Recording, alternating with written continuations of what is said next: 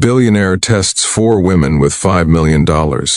Only the maid makes his silent daughter speak after 2 years. No one in the room knew this was a test. The long dining table gleamed under crystal chandeliers, polished so perfectly it reflected the shocked faces around it.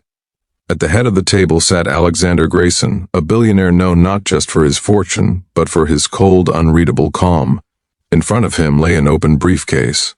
Inside it, neatly stacked bundles of cash, $5 million. The air felt heavy, as if even breathing too loudly might shatter something invisible. Behind the table stood 4 women. 3 of them were dressed in elegant evening gowns, blue, emerald, and deep green. Their posture was perfect, back straight, eyes wide with disbelief. The 4th woman stood apart. She wore a simple green maid's uniform, hands folded nervously in front of her apron, eyes lowered to the floor. And between them all stood a little girl in a red dress. Her name was Emily Grayson, Alexander's daughter. She hadn't spoken a single word in 2 years. The silence that changed everything. Emily had been 6 when the accident happened. A rainy evening, a broken red light, screeching tires. Her mother had survived, but only barely. Emily watched from the back seat as her world shattered in one violent moment. After that night, she stopped speaking. Doctors called it selective mutism. Therapists tried everything. Specialists flew in from 3 different countries. Nothing worked.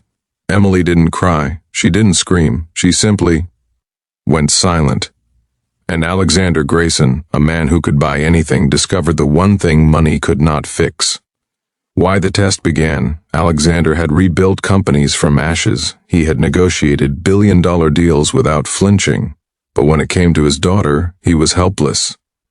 Over time, 4 women entered his life. Each one claimed to love Emily. Each one said she could help.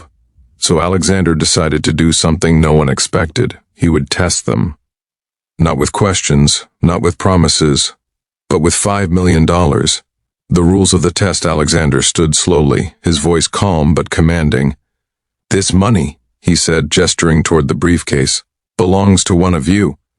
Gasps echoed through the room, but only one. The women exchanged quick glances. He continued, "You will each have one chance, one moment, one action." He looked down at Emily, who stood quietly, her small fingers clenched at her sides. "The woman who truly cares for my daughter will reveal herself." Woman 1, the performer, the woman in the blue gown, stepped forward first. She smiled brightly and crouched in front of Emily. "Oh, sweetheart," she said in a soft, exaggerated voice. "Don't be scared. Daddy just wants you to talk." She pulled a small toy from her purse, a brand new talking doll.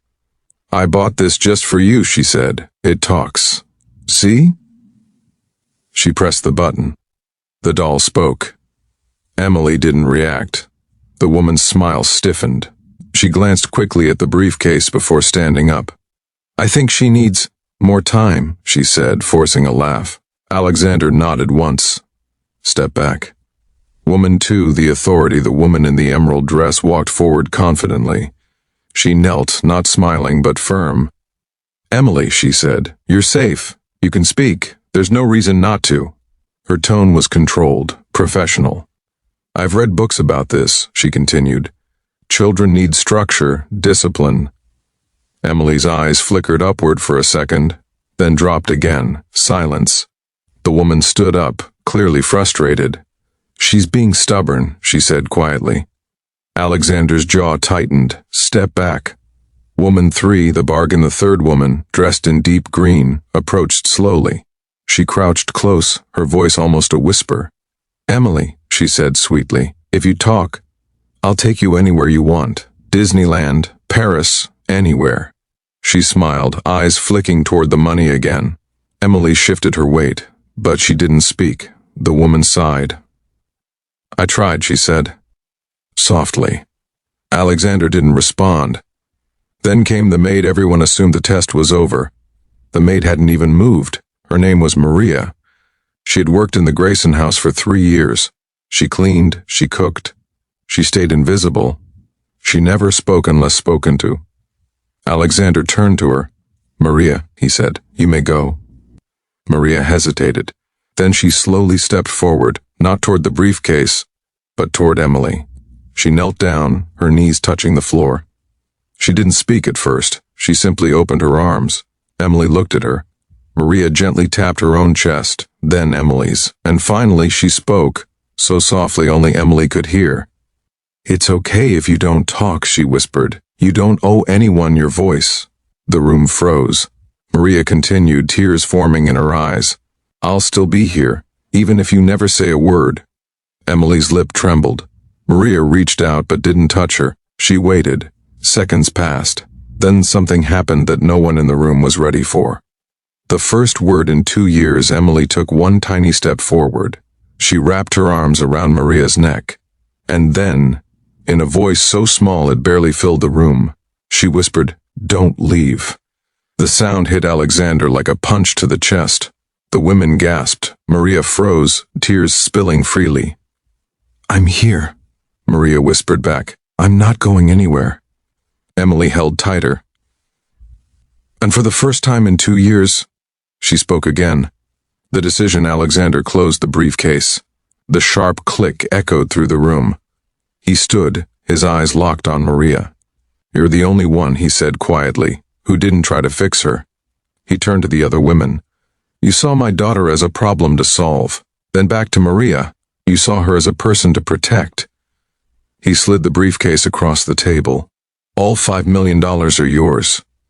Maria's eyes widened in shock. I don't want," she began. Alexander raised a hand. "You already gave her what money never could. The ending no one expected." Maria stayed. Not as a maid, but as family. Emily didn't speak much after that day, but she smiled. She laughed. And sometimes, late at night, she would whisper stories to the one woman who never asked her to speak. Alexander later donated millions to children with trauma-related silence. But he kept one lesson close to his heart: the loudest love is often the quietest. Final line: he tested 4 women with $5 million. But only one woman passed without ever looking at the money.